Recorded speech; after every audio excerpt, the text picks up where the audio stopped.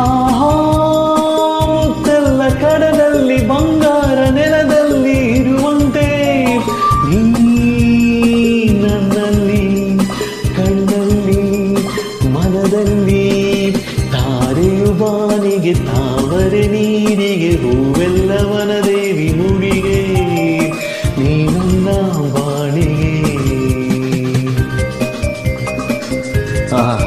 What a wonderful music. Rajan Nagendra sir ಅವರ ಅದ್ಭುತವಾದ ಸಂಗೀತ ಸಂಯೋಜನೆ, ಜಿ ಉದಯಶಂಕರ್ ಸರ್ ಅವರ ಅದ್ಭುತವಾದ ಸಾಹಿತ್ಯ. Only happiness in this music.